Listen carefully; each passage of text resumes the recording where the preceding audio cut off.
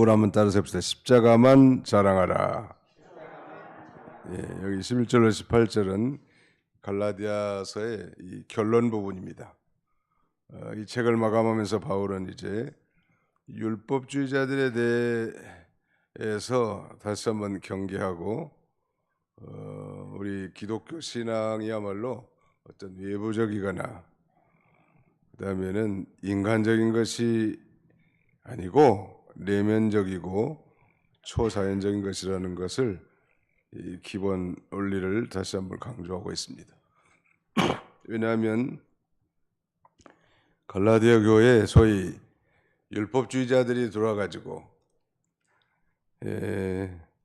예수를 믿어도 할례를 행해야 되고 그 다음에는 예수를 믿어도 모세 율법을 준행해야 된다고 하는 그런 외면적인 것을 중시하고 인간적인 걸 중시하는 사람들이 왔기 때문에 그렇게 우리 기독교는 내면적이고 초자연적인 거라는 걸 기본 원리를 다시 한번 지금 강조하고 그 다음에 여기 이제 결론 부분에서 새삼 그 할례 무익성을 강조하고 있습니다. 거기 보시겠습니다. 13절, 15절 같이 읽어봅시다. 시작. 할례나 무할례가 아무것도 아니로되 오직 새로 지으심을 받는 것만이 중요하니라. 할례나 무할례가 아무것도 아니로되 오직 새로 지으심을 받는 것만이 중요하니라. 그랬습니다. 할례의 무익성을 지금 다시 강조하죠. 갈라디아서 핵심 주제는 구원은 행위로 말미암지 않고 예수 그리스도를 자신의 구주로 믿음으로 말미암아 구원을 얻고 또 의롭게 된다는 걸 지금 강조하고 있죠. 그래서 갈라디아 교인들로 하여금 바로 이신덕의, 이신칭의의 신앙에 견고하게 서 있도록 이렇게 하기 위한 것입니다. 갈라디아 교회의 거짓 율법주의자들이 와가지고 할례를 행해야 된다는. 그런데 할례나 무할례가 아무것도 아니로되 오직 새로 지으심을 받는 것만이 중요하니라. 나는 뭐 유아 세례도 받았고 세례도 받은 사람이다. 우리 집안은 뭐 조상 4대 때부터 기독교를 받아들였고 우리로 말미암아 이렇게 복음이 전파되었다. 사실 그런 게 중요한 게 아니죠. 정말 예수 그리스도를 믿고 진리와 영감으로 중생한 게 중요하다는 말. 거듭난 게 중요한데 뭐 할례 받았다고 거듭난 게 아니고 오늘날로 말하면 나는 유아 세례를 받은 모태신앙이라고 그게 중요한 게 아니고 정말 예수 그리스도를 자신의 구주로 믿는가? 그렇다면 새로 지으심을 받은 중생한 영, 새 생명을 얻게 된다는 말이에요. 그게 중요한 거지. 쓸데없이 뭐 신앙의 전통이라든지 그다음에는 뭐 자기가 뭐 유아 세례를 받고 또 뭐 어떤 그 유전을 지킨다고 하는 게 중요한 게 아니다. 그래서 갈라디아 교인들로 하여금 구원이라고 하는 것은 예수 그리스도를 자신의 구주로 믿음으로만 구원 얻는 것, 이신덕구. 예수 그리스도를 믿음으로만 의롭게 된다. 이신덕의. 이걸 지금 강조하고 있습니다. 오늘은 이제 갈라디아서 핵심 요절이 6장 14절 말씀인데 다시 한번 우리 같이 읽어봅시다. 6장 14절 시작. 그러나 내게는 우리 주 예수 그리스도의 십자가 외에 결코 자랑할 것이 없으니 그리스도로 말미암아 세상이 나를 대하여 십자가에 못 박히고 내가 또한 세상을 대하여 그러하니라. 그러나 내게는 우리 주 예수 그리스도의 십자가 외에 결코 자랑할 것이 없다. 십자가만 나는 자랑하겠다. 그런 말이. 12절 보실까요? 무릇 육체의 모양을 내려는 자들이 억지로 너에게 할례를 받게 함은 그들이 그리스도의 십자가로 말미암아 박해를 면하려 할 뿐이라. 육체의 모양을 내려는 자들이 다른 말로 하면 할례당이에요. 육체에다가 표시한 거 아니에요. 유대인들은 난지 8일만 이렇게 할례를 행하고 그 할례를 행한 사람, 할례를 받은 사람은 지옥까지 않는다고 요새도 그렇게 랍비들이 가르친다고 하는데, 아무리 할례를 10번 받았어도 예수를, 하나님이 보내신 예수를 자신의 구주로 믿지 않는다면 구원이라든지 그 다음에는 의롭게 될 수 없단 말이에요. 할례당은 육체 할례 받는 걸 자랑거리 삼는 거예요. 우리는 할례당이다. 원래부터 나는 모태신앙이고 원래부터 나는 이 유아세례를 다 받은 사람이다. 근데 사실은 자세히 보면 예수를 구주로 믿지 못하는 아직 거듭나지 못한 사람들이 있단 말이에요. 그리고 할례당들은 요새 우리식으로 표현하자면 종교인이지 신앙인이라고 말할 수 없겠죠. 할례는 진리를 지키는 게 아니고 그건 생명의 일도 아니고 외부적인 의식을 자랑하는 것입니다. 교회도 마찬가지. 교회도 의식이라는 게 필요하기는 합니다만, 그러나 의식만 가지고 우리가 구원을 얻는다든지 의롭게 될 수는 결코 없다. 그걸 지금 강조하고 있죠.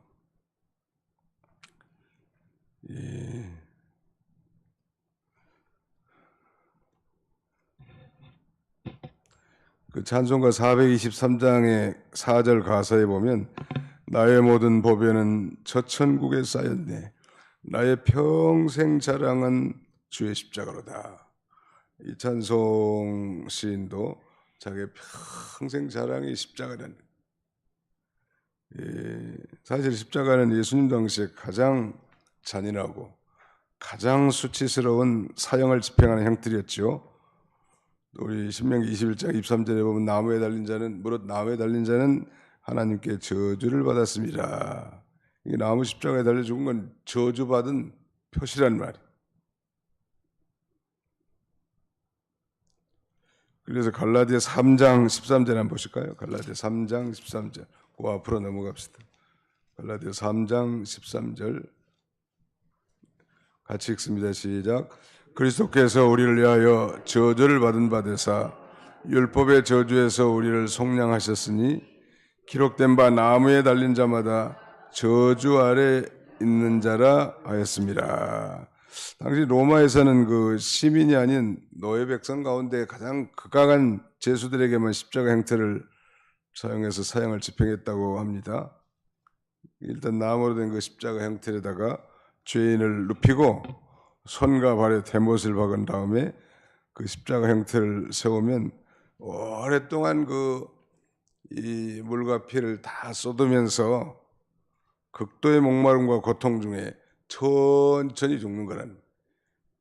죽는 것도 뭐 갑자기 총에 맞아서 빵 하고 죽으면 고통이라도 덜 있을 건데 양손 양발에 못을 쳐서 모든 물과 피를 다 쏟게 하고 극도의 목마름과 고통 중에서 천천히 죽어가는 잔인한 형벌이 십자가형인데 우리 주님 예수님께서 이런 잔인한 형벌을 당하신 것이죠. 오늘 본문을 통해서 예수 그리스도의 십자가에 든 바울의 3가지 자세가 나오는데 그 첫 번째가 바로 그리스도의 십자가 외에는 자랑할 것이 없다. 어떻게 이렇게 치욕스럽고 저주의 상징인 이 십자가 외에 결코 자랑할 것이 없다고, 십자가만 자랑한다고 말할 수 있을까? 도대체 이 십자가를 통해서 성취되는 위대한 역사가 무엇인가? 십자가를 통해서 첫째는 하나님과 화목하게 해준다는 말. 에베소 2장 16절에 보니까 또 십자가로 이 둘을 한 몸으로 만들어 하나님과 화목하게 하십니다. 원수된 것을 십자가로 소멸하시고, 예수님께서 세상 죄인을 구원하시려고 십자가 형벌을 사용치 않으셨는데, 그래서 우리가 영원한 속죄 제물과 화목 제물이 되어 주셨죠. 하나님과 원수됐던 하나님과 우리 사이 관계를 예수 그리스도가 화목 제물이 되어서 우리가 하나님과 화목하게 됐단 말. 유대인과 이방인을 또 그리스도 안에서 한 몸으로 만드시고 십자가를 통해서 죄로 인하여 우리가 원수됐고 저 영원한 형벌받을 수밖에 없는 우리와 그 하나님과의 관계를 회복시켜 주셨고요. 또 십자가로 구원을 받게 하신다는 것. 우리가 잘 아는 고린도전서 1장 18절에 십자가의 도가 멸망하는 자들에게는 미련한 것이요 구원 얻을 우리에게는 하나님의 능력이라 그랬죠. 바울 사도가 어떻게 이 십자가만 자랑할 수 있었을까? 그 십자가를 바라보면서 자신의 모습을 발견한 거죠. 정말 자기는 비참한 죄인이라는 것을 십자가를 통해서 발견한 거예요. 바로 예수님께서 우리의 이 비참한 처지를 아시고 우리가 당할 모든 죄에 대한 심판을 당하셨단 말이에요. 그리고 이 바울은 뿐만 아니라 십자가 앞에서 그 죄에 대한 완전한 사유하심을 받은 걸 확신하는 거예요. 우리도 언제나 십자가를 바라보면서 내가 얼마나 치명적인 비참한 죄인인가. 십자가를 보면서. 그 다음에 또 하나는 그러나 저 십자가를 통하여 내가 완전한 사유하심을 얻었다. 이런 확신을 갖는 게 중요하고, 그러므로 이 죄악된 이 세상에서 이 십자가야말로 유일한 소망이다. 십자가가 없었다면 우리가 구원을 받지 못하고 하나님과 여전히 원수됐다가 그 죄로 말미암아 비참한 인생을 살 수밖에 없단 말이에요. 그래서 바울은 십자가만 자랑하겠다는 거예요. 우리가 예수 믿기 전에는 참 자랑할 것들이 많았죠. 세상의 지혜나 용맹이나 그 다음에 부를 자랑했지만 예수 믿는 다음에는 십자가 외에 나의 평생 이 십자가 외에는 결코 자랑할 것이 없게 됐단 말이에요. 왜냐하면 그것이 가장 가치가 있으니까. 자, 우리 성경을 또 한 군데 읽겠습니다. 에레미야 9장 23절. 에레미야 9장 23절입니다. 23절, 24절 같이 한번 읽어보겠습니다. 시작. 여호와께서 이와 같이 말씀하시되 지혜로운 자는 그의 지혜를 자랑하지 말라. 용사는 그의 용맹을 자랑하지 말라. 부자는 그의 부함을 자랑하지 말라. 자랑하는 자는 이것으로 자랑할지니 곧 명철하여 나를 아는 것과 나 여호와는 사랑과 정의와 공의를 땅에 행하는 자인 줄 깨닫는 것이라. 나는 이 일을 기뻐하노라. 여호와의 말씀이니라. 자랑하는 자는 이것으로 자랑할지니 곧 명철하여 나를 아는 것과 예수 그리스도를 통해서 이 하나님을 아버지로 모시는 것, 그걸 자랑하는. 하나님께서 내 인생의 주인이시고 하나님이 나를 사랑하셔서 독생자를 보내셨고 나는 정말 치명적인 죄인이지만 그 모든 죄가를 예수님이 대신 지시고 죽으셨다. 그거 우리가 자랑할 일이 평생. 그 다음에 뿐만 아니라 우리가 자랑할 일은 나 여호와는 땅 위에 사랑과 정의와 공의를 행하는 자인 줄 깨닫는 것이라. 우리 하나님은 이 세상에서 사랑과 정의와 공의를 행하시는 주님이시란 말. 일시적으로 정의나 공의가 왜곡된 경우도 있지만 우리 하나님 우리에게 인애를 베풀어 주시고 정의와 공의를 땅에 행하시는 주님이시라는. 그런 면에서 이 갈보리 십자가를 찾기 전까지 인간은 어떤 면에서는 다들 과대망상증에 걸려있는 정신병자와 같단 말이에요. 개종하기 전 사도 바울도 그랬습니다. 그러나 바울은 이제 그리스도의 십자가 밑에서 자기의 본래의 모습을 찾은 거예요. 이 켈빈은 그래서 인간의 그 전적 타락을 강조했습니다. 예수를 믿지 않는 이 자연인들은 전적인 타락, 토탈 디프레버티, 완전히 타락되어서 스스로 구원을 얻을 그런 능력이 전혀 없는 상태. 그런 상태에 있다는 것을 발견해야 돼.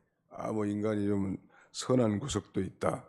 이렇게 생각하는 것은 아직 제대로 깨닫지 못한 거예요. 자신이 얼마나 비참한 존재였는지를 십자가를 통해서 우리가 발견할 수 있다는 거예요. 그래서 자기 의로는 도저히 죄에서 구원받을 수 없는 모습. 그래서 이 십자가 밑에서만 자신의 참모습을 발견할 수 있는 것입니다. 바울도 자랑할 게 참 많죠. 신분이나 학벌을 자랑할 만하지만 자랑하지 않았고 오직 이 십자가만 자랑하고 십자가만 전했다는 거예요. 사실 십자가는 유대인에게는 거리끼는 것이고 헬라인에게는 어리석은 것이고 로마인에게는 수치스러운 것이었지만 그걸 개의치 않고 자기는 십자가만 자랑하는 거예요. 우리도 십자가를 자랑하는 거예요. 그 십자가를 통해서 나의 모든 죄를 다 용서받았다. 예수님이 그 십자가에 못 박힘으로 말미암아 내 대신 모든 죄의 형벌을 다 받으셨고 그 예수를 믿음으로 말미암아 내가 의롭게 되고 이제 구원받고 하나님의 자녀가 됐다. 이걸 확신해야 된다. 그 다음에 이 십자가에 대한 바울의 두 번째 자세는 그리스도의 십자가로 인해 세상이 못 받겠다는 거예요. 그러나 내게는 우리 주 예수 그리스도의 십자가에 결코 자랑할 것이 없으니 그리스도로 말미암아 세상이 나를 대하여 십자가에 못 박히고 내가 또한 세상을 대하여 그러하니라. 이 그리스도의 십자가로 인해서 세상이 못 받겠다는 무슨 말일까요? 예수 그리스도의 십자가로 말미암아 이제 바울이 세상에 대한 관점이 태도가 달라졌단 말이에요. 못 받겠다는 건 단절되었다, 죽었다 그런 의미.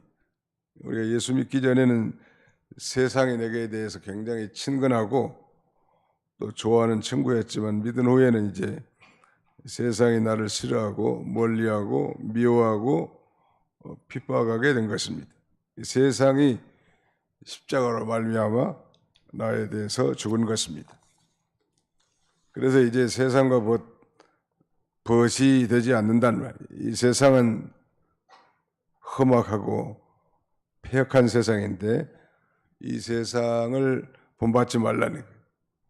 이 세상이라는 것은 하나님을 떠난 불신세계를 가리킵니다. 하나님을 떠난 이 불신세계를 친구로 삼지 않는다는 거예요.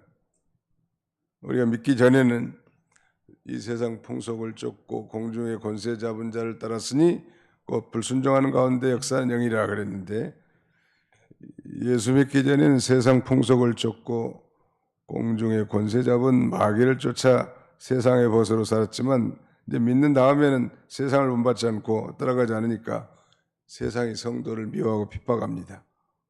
예수를 믿고 경건하게 살려고 하니까 이제 세상에 술 친구, 노름 친구, 담배 친구들은 다 떠난단 말이에요. 예수님께서도 이렇게 말씀하셨어요. 너희가 세상에 속아 있으면 세상이 자기 것을 사랑할 것이나 너희는 세상에 속한 자가 아니요 도리어 내가 너희를 세상에서 택하였기 때문에 세상이 너희를 미워하느니라. 참된 성도는 이제 그리스도로 말미암아 세상이 나를 대하여 십자가에 못 박겠다. 우리는 세상에서 어떤 미움과 핍박을 받아도 하나님을 떠난 이 세상과 벗이 될 수는 없습니다. 그건 하나님과 원수가 되는 것이기 때문이죠. 또 세상을 사랑하면 그 아버지의 사랑이 거기에 없다고 했는데 마귀는 오늘날도 이 구원받은 하나님의 백성들을 이 세상의 그 욕심을 가지고 미혹합니다. 그러나 예수님이 세상을 이긴 것처럼 그리스도 안에 있는 성도들도 그리스도의 십자가로 승리할 수 있다는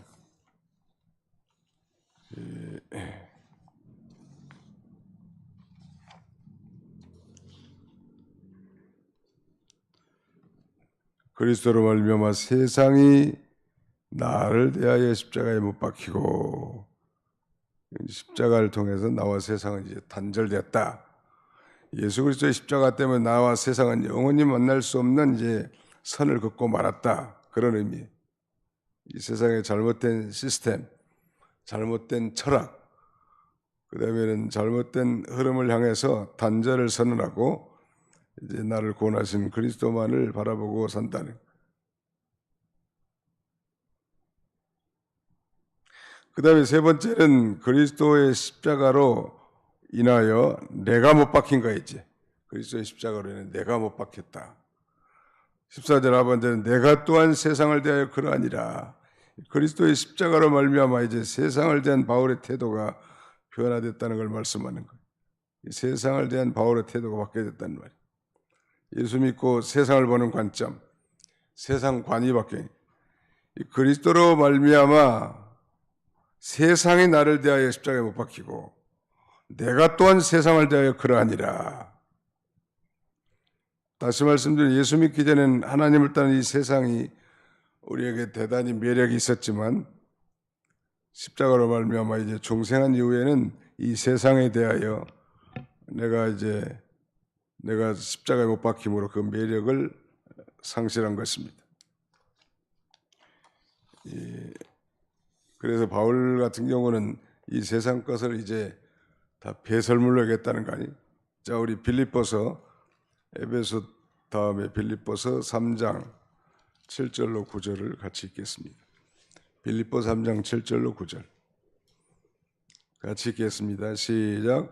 그러나 무엇이든지 내게 유익하던 것을 내가 그리스도를 위하여 다 해로 여길 뿐더러 또한 모든 것을 해로 여김은 내 주 그리스도 예수를 아는 지식이 가장 고상하기 때문이라. 내가 그를 위하여 모든 것을 잃어버리고 배설물로 여김은 그리스도를 얻고 그 안에서 발견되려 함이니 내가 가진 의는 율법에서 난 것이 아니요 오직 그리스도를 믿음으로 말미암은 것이니 곧 믿음으로 하나님께로부터 난 의라. 바울이 다메섹 도상에서 회심한 후에는 이제 예수 그리스도를 아는 지식이 가장 고상하기 때문에 세상 모든 자랑할 만한 걸 다 분토같이 여기는 거예요. 그러므로 이제 우리 그리스도인들은 우리 안에 내주에 계신 성령님의 인도를 따라 우리 중생한 영이 우리 성령의 인도를 따라 하나님이 기뻐하신 뜻을 순종해 나간다는 말.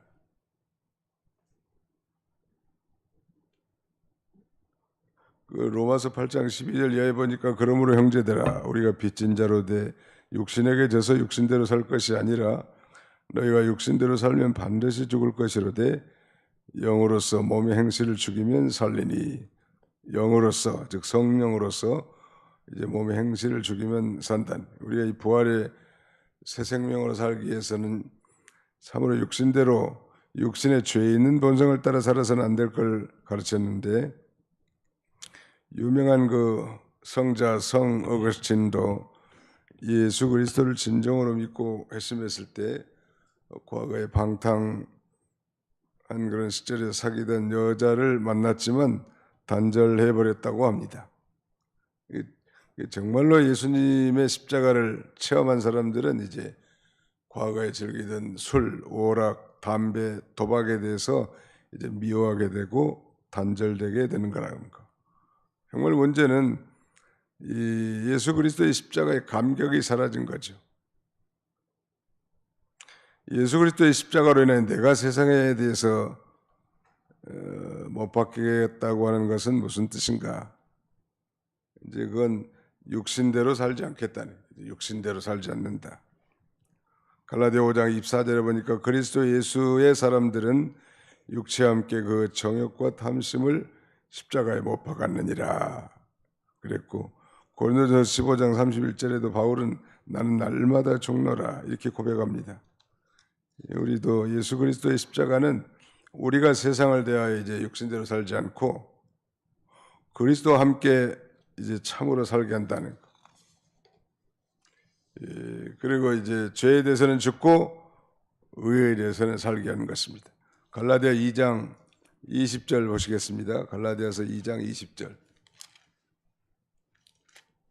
같이 한번 읽어보겠습니다. 갈라디아서 2장 20절 여기도 요절이죠. 외워두면 좋을 것 같아요. 갈라디아 2장 20절 시작.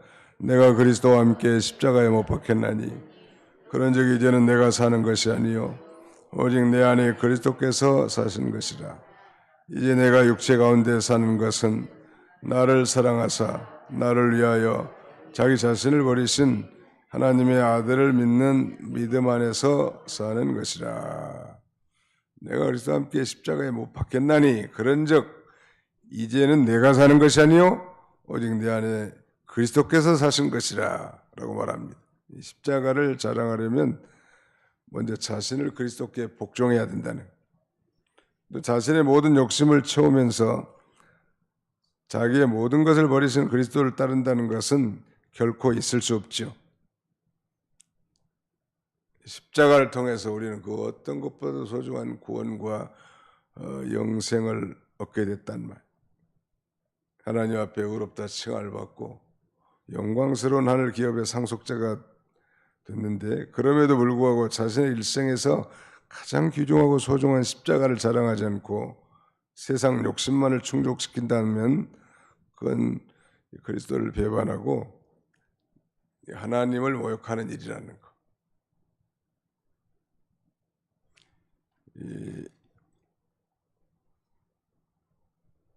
이제 우리는 우리의 신앙을 바르게 정립해야 합니다. 십자가 아래서 자신의 그 정말 비참한 모습, 추악하고 더러운 자신의 모습을 날마다 발견하고 회개하는 자세를 가져야 하고, 끊임없이 악한 욕망만을 생산해내는 우리의 내면 세계를 그리스도의 십자가로 잘 다스려야 할 것입니다. 유명한 이 A.W. 토저 박사에 의하면 한 젊은 신자가 십자가에 못 박힌다는 것은 무슨 뜻입니까? 이렇게 질문했습니다. 그때 그는 대답하기를 십자가에 못 박힌다는 건 세 가지 의미가 있는데, 첫째는 십자가에 못 박힌 사람은 한 방향만 바라보고 있습니다. 실제로 그렇죠. 십자가에 못 박혔다면 이제 한 방향만 바라보는 거죠. 두 번째는 그는 뒤로 후퇴하지 않는다는 것. 십자가에 못 박힌 사람. 세 번째는 그는 자신의 유익을 위한 앞으로의 계획을 갖고 있지 않다는 것. 십자가에 못 박혔으니까 그저 이제 주님이 이끄신 대로 우리가 순종해 나가는 거죠. 너무나 많은 성도들이 한꺼번에 두 가지 방향을 대하려고 하는데 두 마음을 가지고 있는 것이죠. 천국 가기를 원하면서도 롯의 처와 같이 세상을 사랑하고 있다는 것.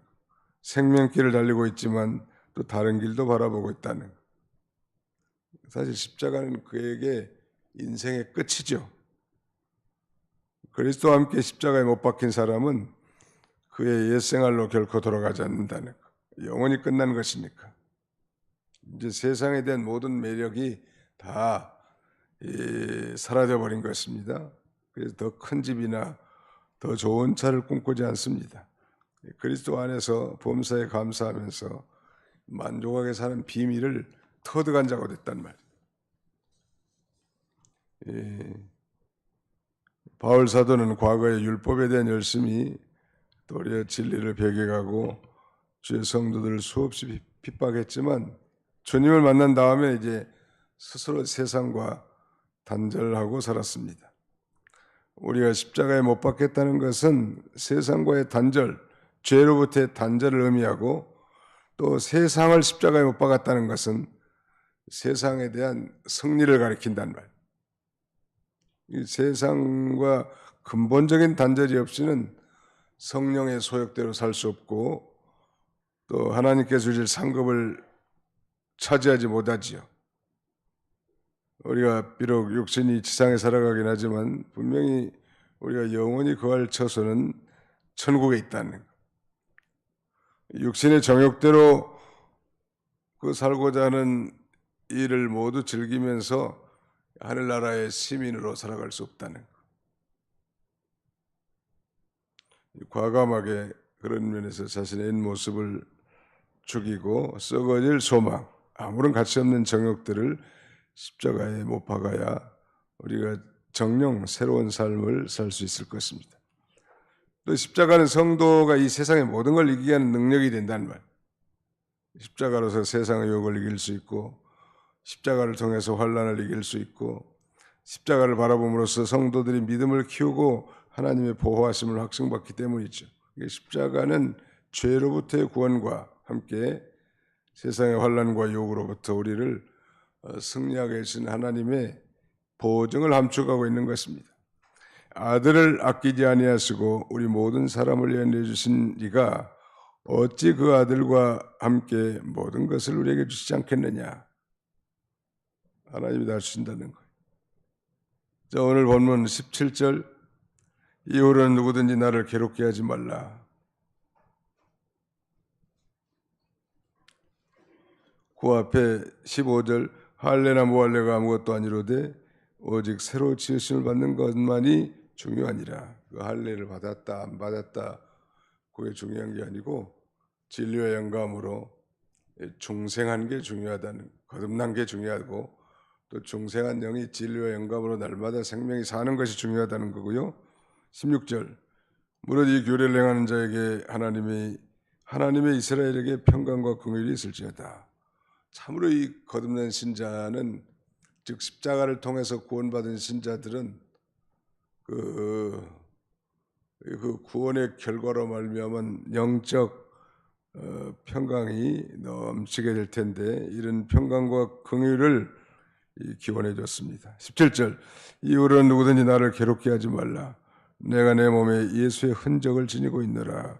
예수의 흔적, 이 흔적이라는 말의 헬라 말은 스티그마타인데 증표를 의미합니다. 이건 그 종이 주인에게 예속되어 있음을 증명하는 낙인을 의미합니다.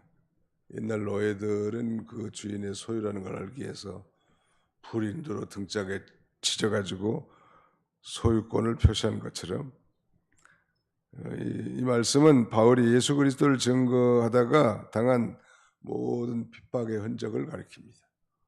예수 복음 전하다가 매맞고, 복음 전하다가 핍박과 환난을 당하고, 복음을 전하다가 이 기근과 가난에 처하고, 복음 전하다가 희생과 고난의 흔적, 바울은 그렇게 말하는 거예요. 이후로는 누구든지 나를 괴롭게 하지 말라.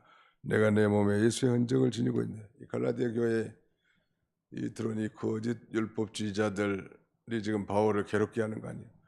바울은 십자가를 증거하면서 많은 고난과 핍박, 매맞음, 굶주림, 여러 가지 위험을 다 당한 그런 예수의 흔적을 지니고 있다는, 하나님의 일을 하다가